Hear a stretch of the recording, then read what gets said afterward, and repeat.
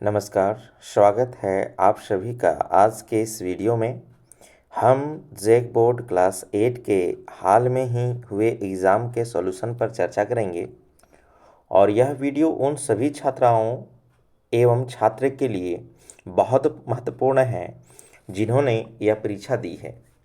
तो चलिए शुरुआत करते हैं आज का पहला प्रश्न और देखते हैं कि एग्ज़ाम में पहला प्रश्न क्या पूछा गया था आपका।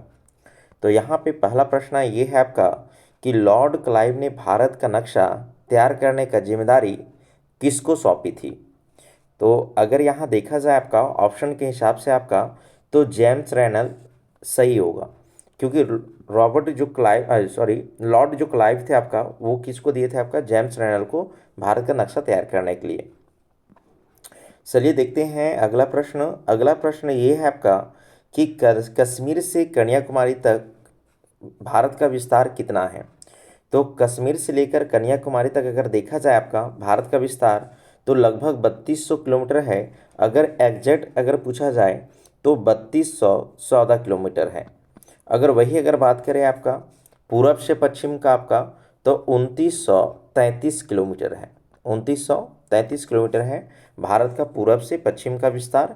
और भारत का उत्तर से दक्षिण का विस्तार कितना है आपका, तो 3214 किलोमीटर है। और जबकि अगर पूछा जाए आपका कि भारत का कुल क्षेत्रफल कितना है आपका है तो 32,87,263 वर्ग किलोमीटर। चलिए तो आज का देखते हैं अगला प्रश्न क्या है आपका जो पूछा गया था एग्जाम में आपका। तो ये प्रश्न है आपका कि प्लासी का युद्ध कब हुआ था। तो प्लासी का युद्ध कब हुआ था आपका, तो 23 जून 1757 को हुआ था। कौन सा आपका, प्लासी का युद्ध। अगर वही पूछ लेता आपसे कि बक्सर का युद्ध कब हुआ था आपका, तो 1764 में। अगर आपसे पूछता सिपाही विद्रोह कब हुआ था आपका, तो 1857 में। चलिए अगला प्रश्न देखते हैं आपका। अगला प्रश्न ये पूछा गया था आपका कि यूरोपियन देशों में कपड़ों की रंगाई के लिए क्या प्रयोग किया जाता था। तो यूरोपियन देशों में कपड़ों की रंगाई के लिए क्या उपयोग किया जाता था आपका, तो वुड नामक पौधे का उपयोग किया जाता था। इसमें ऑप्शन जो होगा सी वो बिल्कुल सही होगा आपका। चलिए अगला प्रश्न देखते हैं। अगला प्रश्न ये पूछा गया था कि महालवाड़ी व्यवस्था में महालदार किसे कहा जाता था या किसे कहा जाता है। तो ये जो गांव का मुखिया होता था आपका उसे कहा गया आपका गांव का, यानी ये गांव का मुखिया को कहा जाता था आपका महालदार। किस व्यवस्था में आपका, महालवाड़ी व्यवस्था में। अगला प्रश्न देखेंगे आपका। अगला प्रश्न ये आपका है प्राचीन समय में लेन देन का साधन क्या था। तो प्राचीन समय में लेन देन का साधन क्या था आपका, तो वस्तु विनिमय था आपका। मतलब एक वस्तु के बदले में दूसरे वस्तु को विनिमय किया जाता था, आदान प्रदान करके पहले लेन देन का काम किया जाता था। चलिए अगला प्रश्न देखते हैं। अगला प्रश्न ये था आपका कि किस रंग का झंडा बिरसा राज का प्रतीक था आपका।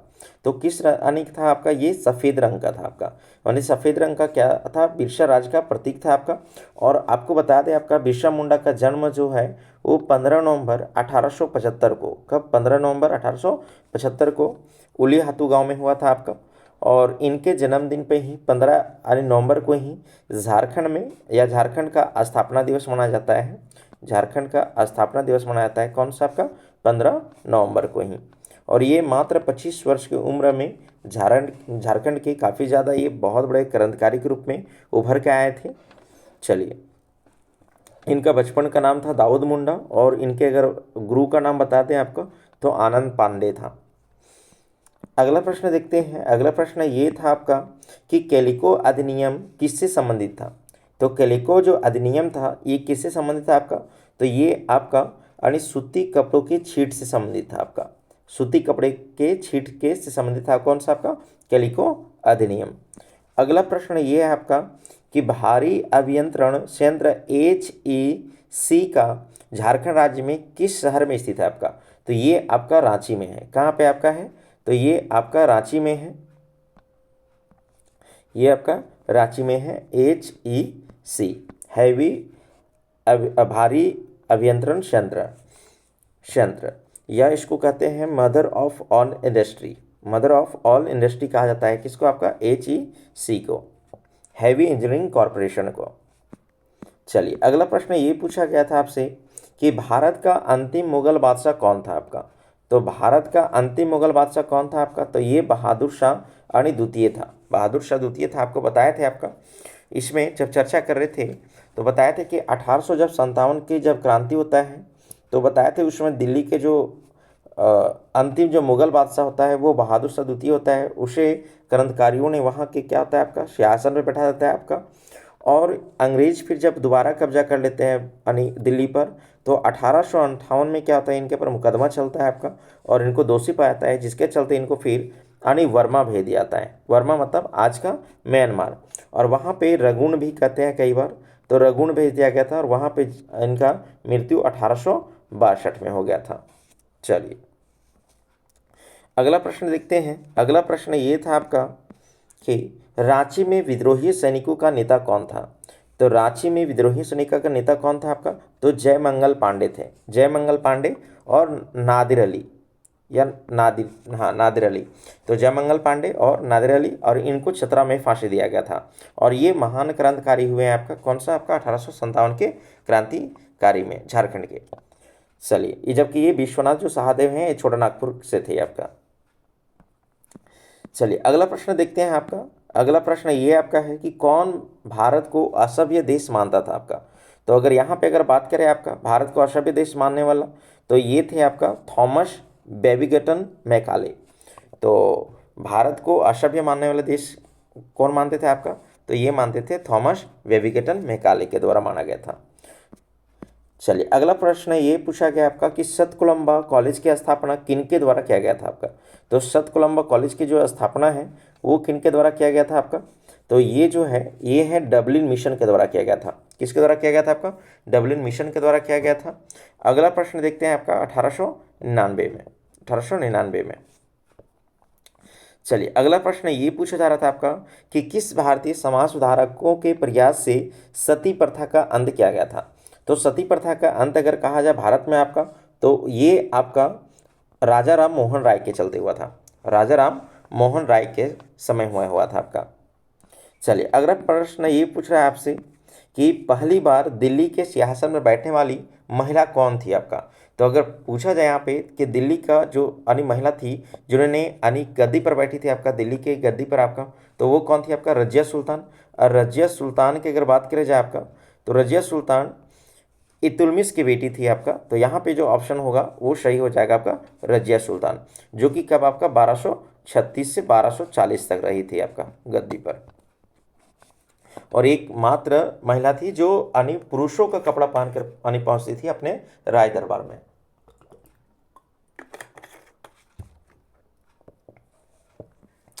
चलिए अगला प्रश्न ये करते हैं हम लोग।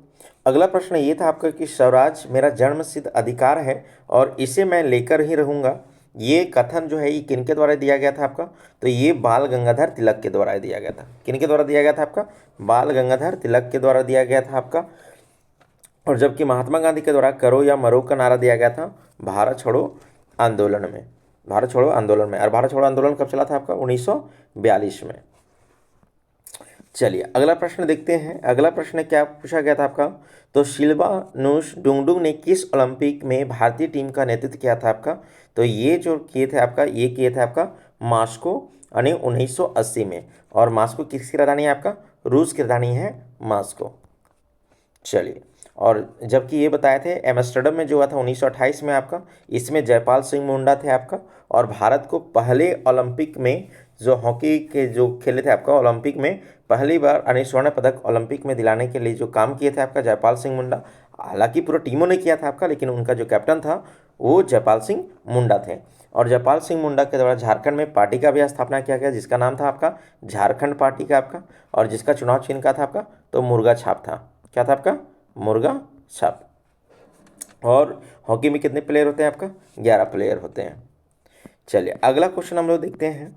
अगला क्वेश्चन ये पूछा गया था आपसे कि सतत धारणीय विकास की अवधारणा किस सम्मेलन में पहली बार लिया गया था।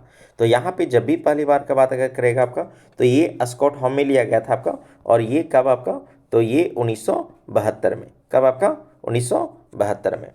चलिए, और जबकि रियो डी जनेरा में जो हुआ था आपका सम्मेलन, प्रथम पृथ्वी सम्मेलन आपका, ये 1992 में हुआ था आपका। तो यहाँ पे कन्फ्यूजन नहीं होना है, ये आपको पहली बार पूछा है आपका, तो यहाँ पे स्टॉकहोम होगा आपका, और ये 1972 में समिट हुआ था आपका।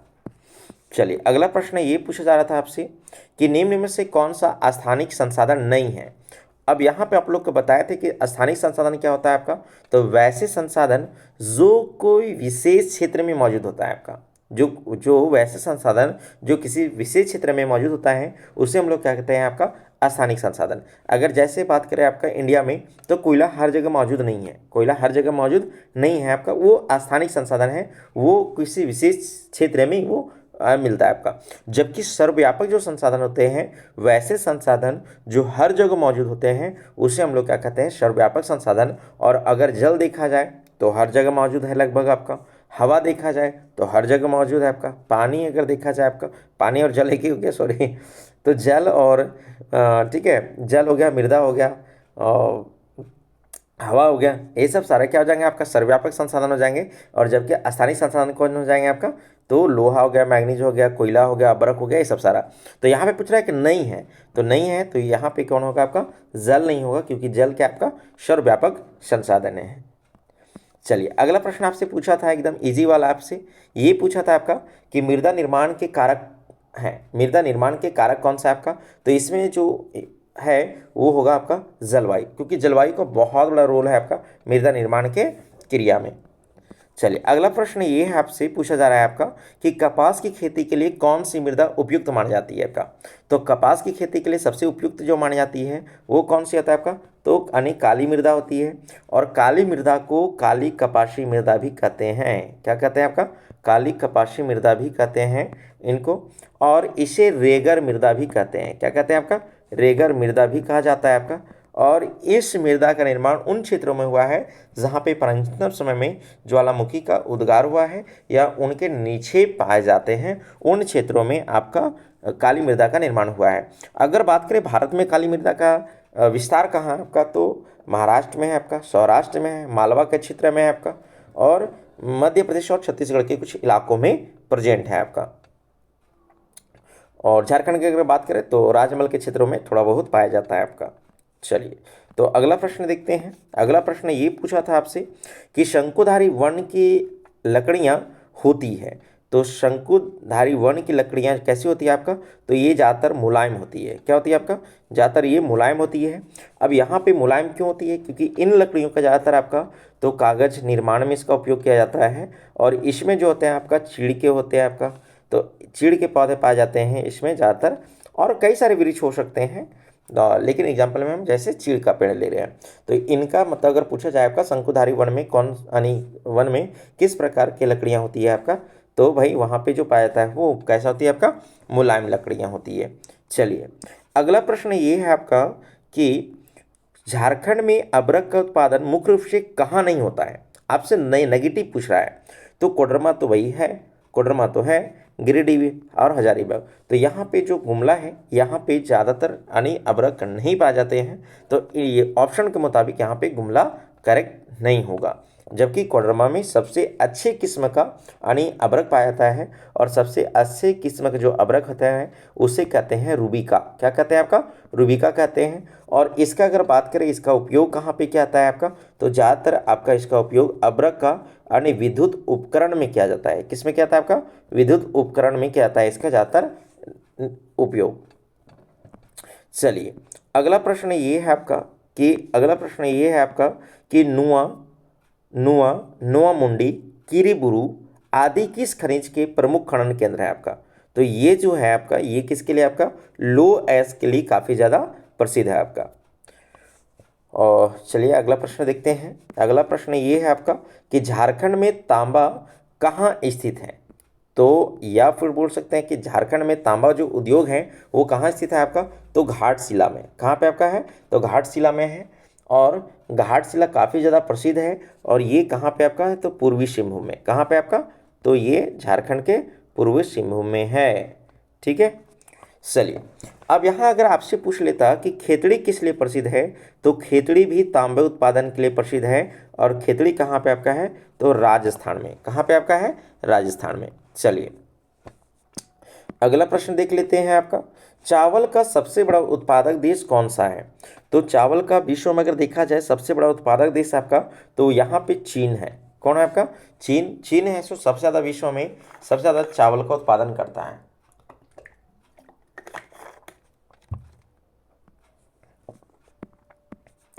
अगला प्रश्न हम लोग देखते हैं। अगला प्रश्न ये है आपका कि चलवासी पशुचारण किस प्रकार की खेती करते थे? तो चलवासी पशुचारण किस प्रकार की खेती करते हैं आपका? तो ये आपका आदिम निर्वाह कृषि करते हैं। क्या करते हैं आपका? तो आदिम निर्वाह कृषि करते हैं आपका। इसका सही आंसर होगा सी। चलिए अगला प्रश्न देखते हैं। अगला प्रश्न ये पूछा जा रहा है आपका कि रोटी का कटोरा किसे कहा जाता है, या रोटी का टोकरी किसे कहा जाता है? कई बार तो अलग अलग तरीके से प्रश्न पूछता है आपका, तो कोई दिक्कत नहीं है आपका। यहाँ पे आंसर जो होगा वो आपका पेरिस का घास का मैदान होगा आपका, क्योंकि विश्व में सबसे ज़्यादा प्रमुख है आपका रोटी या गेहूं की टोकरी भी बोला जाता है कई बार आपका। तो ये आपका पेरिस प्रदेश है आपका। पेरिस एक तरह के घास के मैदान है। तो यहाँ पे इन क्षेत्रों में सबसे ज़्यादा उत्पादन होती है किसका? आपका गेहूं का। चलिए अगला प्रश्न देखते हैं। अगला प्रश्न यही पूछा जा रहा है आपसे कि चीनी उद्योग का कच्चा माल क्या है, मतलब चीनी बनाने के लिए किसका उपयोग किया जाता है? तो यहाँ पे अगर देखा जाए तो चीनी बनाने के लिए गन्ना का भी उत्पादन यानी उपयोग किया जाता है, और चुकंदर का। तो यहाँ पे ऑप्शन जो डी है वो बिल्कुल सही होगा, पटसन से नहीं। तो यहाँ पे जो ऑप्शन जो डी है वो बिल्कुल क्या होगा? आपका सही होगा। अगला प्रश्न हम लोग देखते हैं। अगला प्रश्न ये है आपका कि ग्रेट लैक्स किन समूहों का नाम है? आप यहाँ देखिए, ग्रेट मतलब होता है बड़ा, ग्रेट मतलब बड़ा होता है, लैक्स मतलब झील ही होते हैं। तो अगर आप इस तरह भी अगर आप कॉमन सेंस अगर लगा सकते थे ऑप्शन में, तो यहाँ पे क्या है आपका? तो ग्रेट लैक्स मतलब 5 झीलों का समूह है। 5 झीलों का यानी समूह है। तो ऑप्शन जो डी नंबर होगा वो क्या होगा? बिल्कुल यानी सही होगा ऑप्शन डी। 5 झीलों का समूह है क्या आपका? ग्रेट लैक्स। चलिए और इसी में एक शामिल है आपका सुपीरियर झील, जो कि विश्व का सबसे मीठे पानी वाला झील है। और जबकि भारत के सबसे मीठा पानी वाला झील कौन सा आपका है? वुलर झील है, जो कि जम्मू कश्मीर में है आपका। और चलिए साथ में ये भी बात कर लेते हैं आपका, विश्व में सबसे खारे पानी वाला झील कौन सा है आपका? मृत सागर है। जबकि अगर पूछेगा भारत में सबसे खारे पानी वाला झील कौन सा आपका है, तो चिल्का झील है। और चिल्का झील कहाँ है आपका? तो उड़ीसा में है। कहाँ पे आपका? उड़ीसा में है। ठीक है। चलिए यहाँ पे आपसे ये प्रश्न पूछा जा रहा था आपका कि भारत का प्रथम आधुनिक लौह इस्पात उद्योग कौन है आपका? तो यहाँ पे जो सही आंसर होने वाला है वो कौन हो जाएगा आपका? टिस्को। और टिस्को तो आपको बताए थे कि टिस्को का स्थापना 1907 में हुआ था, लेकिन इसका स्थापना 1907 में हुआ था, लेकिन इसका उत्पादन जो है वो 1912 ईस्वी से चालू हुआ था। तो यहाँ पे 1912 में यानी आपका टिस्को 1907 में और उत्पादन का 1912 में।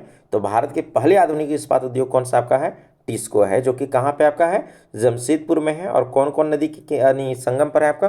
तो खरकई और स्वर्णरेखा नदी के संगम स्थल पर, साक्षी नामक जगह पर। कौन सा जगह पर आपका? तो साक्षी नामक जगह पर आपका ये स्थित है आपका। चलिए अगला प्रश्न देखते हैं। अगला प्रश्न ये है आपका कि विश्व की सर्वाधिक आबादी वाला देश कौन सा है? तो यहाँ पे थोड़े से बच्चे क्या हो जाएंगे, आप लोग कंफ्यूज हो सकते हैं कि विश्व में सर्वाधिक आबादी वाला देश कौन सा है आपका? तो अकॉर्डिंग टू अगर यहाँ पे देखा जाए तो चीन भी है आपका। चीन भी आप हो सकता है और भारत भी हो सकता है। लेकिन जो अभी आपके जो किताब में है वो अपडेट नहीं किया है। अपडेट नहीं किया है मतलब आपका जो अभी जो किताब आपका जो पढ़ रहे हैं उसमें कई जगह आपको चीन मिलेगा। तो यहाँ पे हम प्रीफर करेंगे कि आपको चीन ही लगाना होगा, क्योंकि अभी तक ये पब्लिश में नहीं आया। हालांकि रिपोर्ट में आ गया है कि विश्व में सबसे ज़्यादा जनसंख्या वाला देश कौन सा आपका? भारत है। लेकिन अभी आपका किताब में अपडेट नहीं हुआ है। तो ज़्यादा प्रायोरिटी हम किसको देंगे? आपका प्रायोरिटी तो आपका चीन को देंगे। तो यहाँ पे विश्व में सर्वाधिक जनसंख्या वाला देश कौन सा होगा? आपका चीन होगा। लेकिन रिपोर्ट के अनुसार कौन होगा? आपका भारत होगा। चलिए अगला प्रश्न देख लेते हैं। अगला प्रश्न ये है आपका कि झारखंड में, अगर यहाँ देखा जाए आपका प्रश्न अगला जो है, तो झारखंड में साक्षरता दर 2011 जनगणना के अनुसार कितने प्रतिशत है आपका? तो झारखंड में अगर देखा जाए तो साक्षरता दर के प्रतिशत आपका तो 66.41 66.41 यानी प्रतिशत है, या 66 0.41%, थोड़ा सा हिंदी हो गया है। चलिए कोई दिक्कत नहीं, अगला देखते हैं। और अगला प्रश्न ये आपका है कि प्रत्येक वर्ष किस दिन विश्व जनसंख्या दिवस मनाया जाता है आपका। तो विश्व जनसंख्या दिवस जो मनाया जाता है आपका वो 11 जुलाई को मनाया जाता है पूरा विश्व में जनसंख्या दिवस। चलिए अगला प्रश्न ये पूछा जा रहा था आपका, अब यहाँ से सिविक्स का शुरुआत हो गई आपका। और ये प्रश्न है आपका, किस समिति की रिपोर्ट के आधार पर संविधान में मूल कर्तव्य शामिल किए गए थे आपका। तो आपको बताए थे, क्या बताया था आपका, कि स्वर्ण सिंह समिति के आधार पर भारत में मूल कर्तव्य को यानी 42वां संविधान संशोधन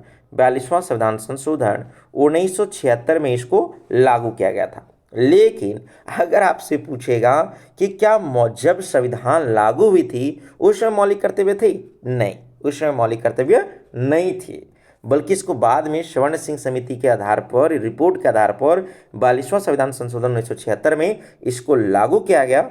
और उस समय जब लागू किया गया तो उसमें 10 मौलिक कर्तव्य थे। कितने थे आपका, 10 मौलिक कर्तव्य थे। और जबकि आपको एक पॉइंट और यहाँ बता देते हैं, इंपॉर्टेंट हो जाएगा आपका, जबकि जो 11वां जो मौलिक कर्तव्य है उसको 86वां संविधान संशोधन 2002 में लागू किया गया।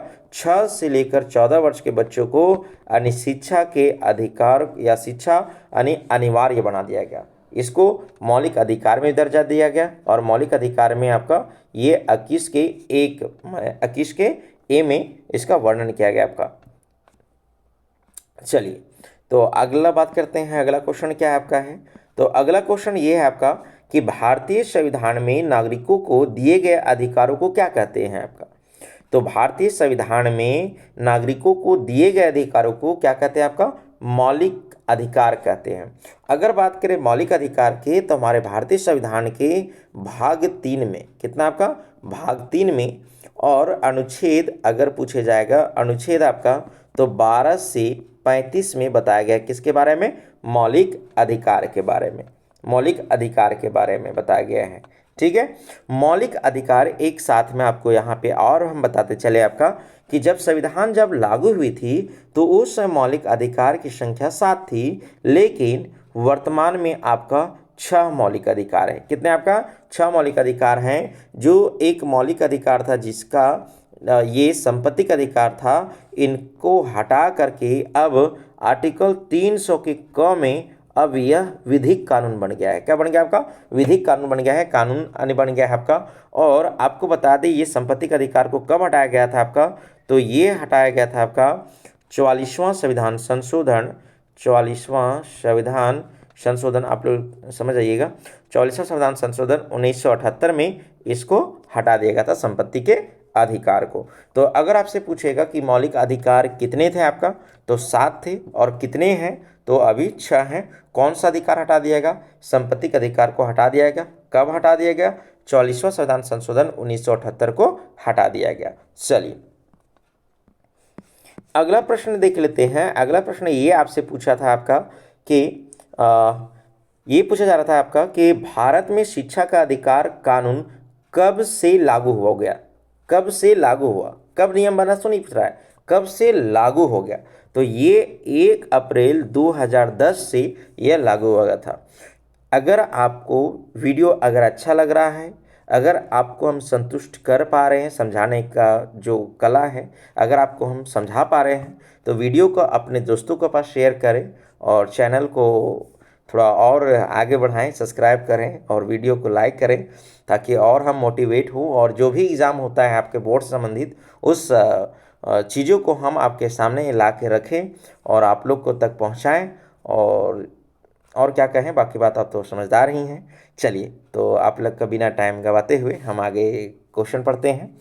और ये 137 नंबर जो कि आपका आज का एसएसटी का 37 नंबर प्रश्न था आपका, जो कि पूछा गया था आपका, उसमें ये प्रश्न था आपका कि भारत में शिक्षा का अधिकार कानून कब से लागू हो गया था आपका। तो ये कब से लागू हो गया था आपका, 1 अप्रैल 2010 से लागू हो गया था। ठीक है, चलिए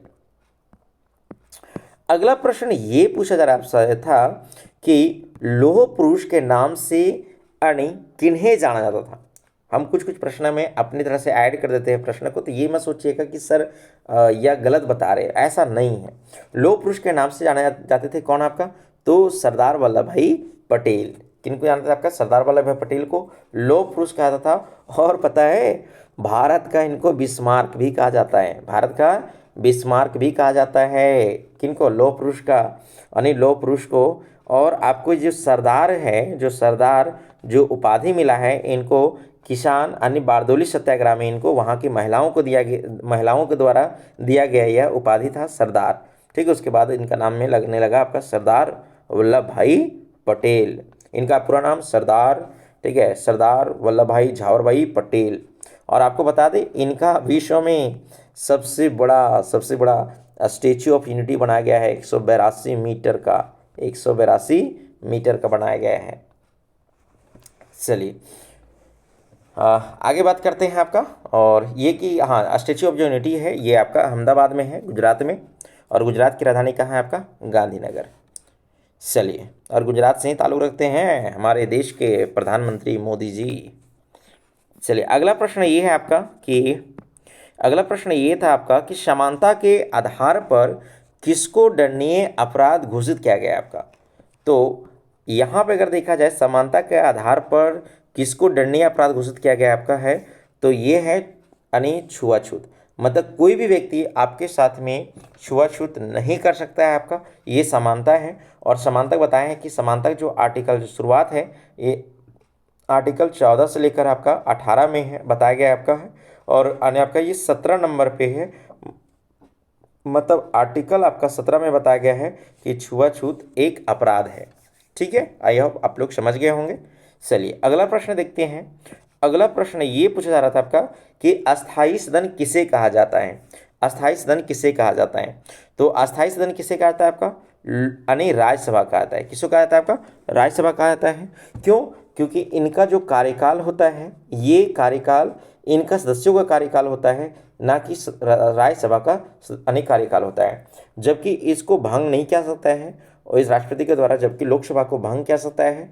और इसमें बताया कि अधिकतम जो है 250 अन्य सदस्य हो सकते हैं और इसमें 552 हो सकते हैं, जिसमें बताया है आपका कि दो जो हैं आंग्ल समुदाय के लोग, इनको अब हटा दिया गया है आपका, मतलब 552 है। लेकिन अभी अधिकतम 550 भी कई जगह मिल जाएंगे, तो कोई दिक्कत नहीं आपका। वो आंग्ल समुदाय देख लीजिएगा कि उसमें ऑप्शन में है या फिर नहीं है आपका। एक बात और बता दें यहाँ पे आपको कि हम लोग झारखंड से बिलोंग करते हैं, तो झारखंड से देख लेते हैं कि राज्यसभा अगर बात करें तो 6 सदस्य जाते हैं चुन के आपका। और राज्यसभा के जो सदस्य होते हैं उनको कौन चुनते हैं आपका? तो हमारे राज्य के जो विधानसभा के जो विधायक होते हैं उनके द्वारा निर्वाचित होते हैं क्या आपका? राज्यसभा के सदस्य। तो झारखंड से कितने जाते हैं आपका? 6 जाते हैं। और जबकि अगर बात करें आपका लोकसभा में, तो लोकसभा में आपका 14 जाते हैं आपका। जो 14 होते हैं वो प्रत्यक्ष रूप से जनता के द्वारा, जिनका 18 वर्ष उम्र हो गई है और मतदाता सूची में उनका नाम है और मतदान करते हैं, उनके द्वारा ये चुनकर जाते हैं और ये लोकसभा के सदस्य कहलाते हैं आपका। तो झारखंड से अगर पूछेगा आपका कि सांसद अगर संसद पूछेंगे टोटल आपका, तो 20 जाते हैं, जिसमें आपका 14 कहाँ से? लोकसभा से, और 6 कहाँ से आपका? राज्यसभा से। चलिए आई होप आपको समझ में आ रहा होगा। और अगर यहाँ अगर आपसे प्रश्न पूछता आपका कि लोकसभा में निर्वाचित कितने होते हैं, तो 543 होते हैं। ठीक है, और राज्यसभा में अगर पूछेगा कि राष्ट्रपति द्वारा कितने मनोनीत होते हैं आपका, तो 12 व्यक्ति मनोनीत किए जाते हैं। किसके द्वारा आपका? राष्ट्रपति के द्वारा। चलिए अगला प्रश्न देखते हैं आपका। अच्छा, यहाँ पे एक थोड़ा सा देखते हैं आपका कि राज्यसभा को यानी अस्थायी सदन कहते हैं, तो इसको अस्थायी सदन कहते हैं, इसको लोकप्रिय सदन भी कहते हैं आपका, इसको लोअर हाउस भी कहते हैं, इसको अपर हाउस कहते हैं आपका, इसको निम्न सदन कहते हैं, इसको उच्च सदन कहते हैं। चलिए, इनका जो लोकसभा के जो सदस्य का जो कार्यकाल होता है लोकसभा का, वो कार्यकाल 5 वर्ष होता है। और 5 वर्ष से पहले भी विघटन हो सकता है, यानी राष्ट्रपति के द्वारा भंग किया जा सकता है लोकसभा को, लेकिन मंत्रिपरिषद और प्रधानमंत्री के परामर्श के बावजूद ही। चलिए अगला प्रश्न देख लेते हैं आपका कि लोकसभा में, देखिए अभी बता रहे थे ऊपर में आपको वीडियो में चर्चा कर रहे थे आपका कि लोकसभा में निर्वाचित सदस्यों की संख्या होती है। तो लोकसभा में निर्वाचित कितने होते हैं आपका? 543 होती है, जो कि बिल्कुल सही है। चलिए अगला प्रश्न देखते हैं। अगला प्रश्न ये है आपका कि कार्यपालिका किसके प्रति उत्तरदायी होती है? अगर यहाँ पे बात करें आपका कार्यपालिका, तो ये वह अंग होता है जो कानून को लागू करता है आपका। विधायिका क्या होता है? तो कानून को बनाता है आपका। और न्यायपालिका क्या होता है आपका? तो कानून के जब कोई व्यक्ति उल्लंघन या कोई संस्था के द्वारा जब उल्लंघन किया है तो उनका रक्षा प्रदान करना है। तो कार्यपालिका, यहाँ पूछा कि कार्यपालिका किसके प्रति उत्तरदायी होता है, तो ये विधायिका के प्रति उत्तरदायी होता है। चलिए अगला प्रश्न यहाँ पे देख लेते हैं। अगला प्रश्न ये है आपका कि संघ सूची में राष्ट्रीय महत्व के विषय होते हैं, इन विषयों पर कानून कौन बना सकता है। तो इन विषयों पर कानून कौन बना सकता है आपका, तो केंद्र सरकार बना सकता है।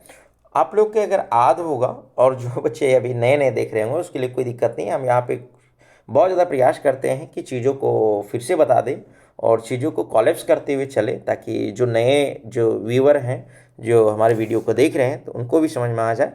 चलिए यहाँ पे जो केंद्र सूची होती है, तो केंद्र सूची क्या होता है या संघ सूची किसे कहते हैं आपका, तो वैसे विषय जिस पर कानून बनाने का अधिकार सिर्फ यानी केंद्र सरकार को होता है, ऐसे विषयों को हम लोग संघ सूची के अंतर्गत में रखते हैं। जैसे राष्ट्रीय महत्व हो, जैसे बैंकिंग हो, जैसे विदेशी मामले हो, ये सब सारा किस में रहेगा आपका, तो ये यानी आपका संघ सूची में।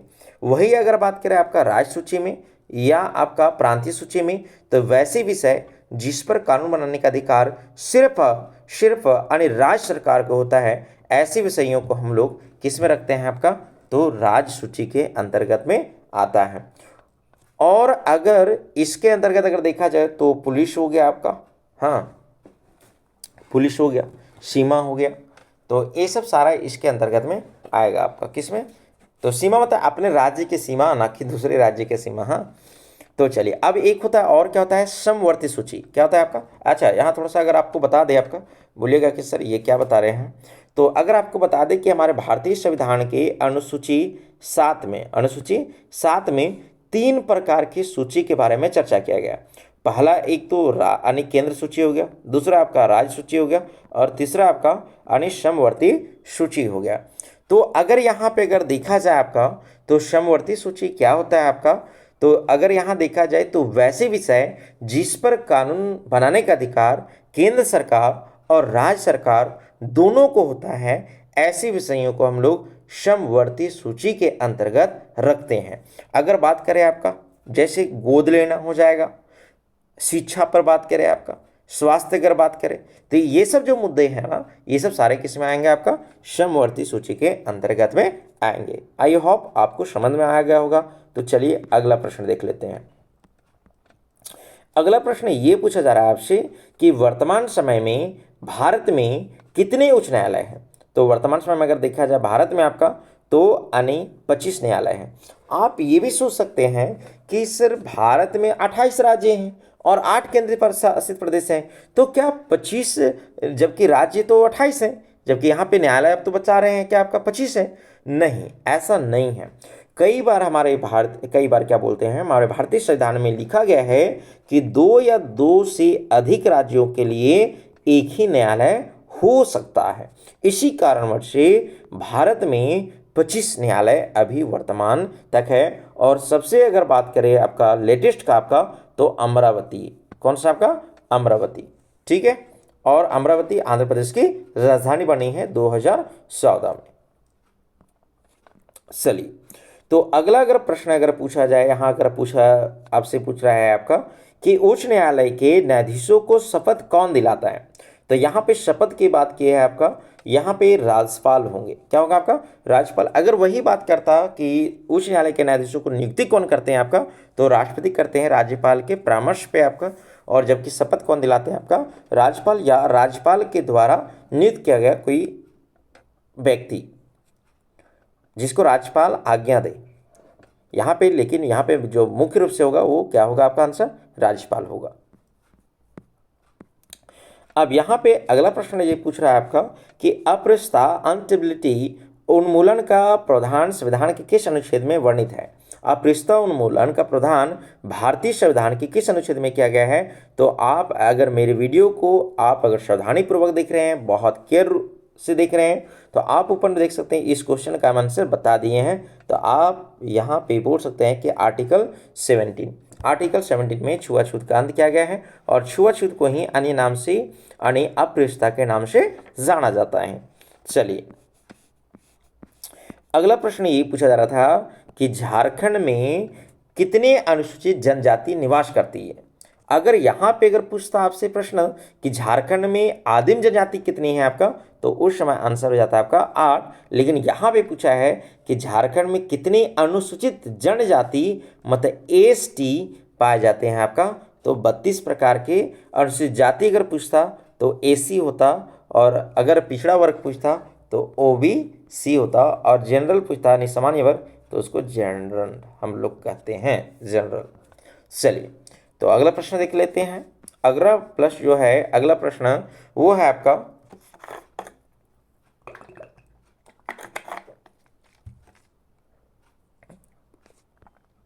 अगला प्रश्न ये पूछ रहा है आपका कि नर्मदा बचाओ आंदोलन किस परियोजना के विरोध में शुरू किया गया था आपका। तो जो नर्मदा बचाओ आंदोलन जो है ये सरदार सरोवर जो बांध बनाया जा रहा था तो इसके बचाव के लिए आपका वहाँ पे किया जा रहा था आपका नर्मदा बचाओ आंदोलन। चलिए अगला प्रश्न ये है आपसे कि बाल श्रम निषेध अधिनियम या नियमन या अधिनियम कब लागू हुआ। तो ये कब लागू हुआ आपका, ये 1986 में लागू हुआ था आपका। अगला प्रश्न ये है आपका आज का अंतिम प्रश्न, भारतीय संविधान के अनुच्छेद 24 के अनुसार किस उम्र के बच्चों से बाल मजदूरी कराना दंडनीय अपराध है। तो 14 वर्ष से कम उम्र के बच्चों को हानिकारक जगहों पर काम कराना दंडनीय अपराध माना गया है। तो ये था आज की 50 क्वेश्चन जो कि क्लास 8 में पूछा गया था, जो हाल के ही एग्जाम में जो हुआ आपका एग्जाम हुआ क्लास 8 का, उसमें पूछा गया था आपका। आपको यह वीडियो कैसा लगा आप ज़रूर कमेंट बॉक्स में राय दें अपना। अगर वीडियो आपको अगर अच्छा लगता है अपने दोस्तों पर शेयर करें ताकि उनको भी लाभ हो इस वीडियो से, वो भी अपना क्वेश्चन और आंसर मिला सके, वो भी देख सके कि 50 में उनका कितना सही हुआ है।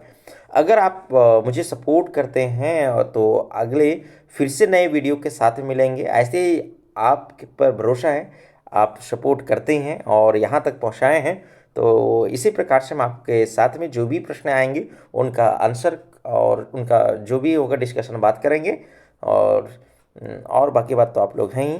चलिए इसी के साथ में आप लोग से अलविदा लेते हैं। धन्यवाद।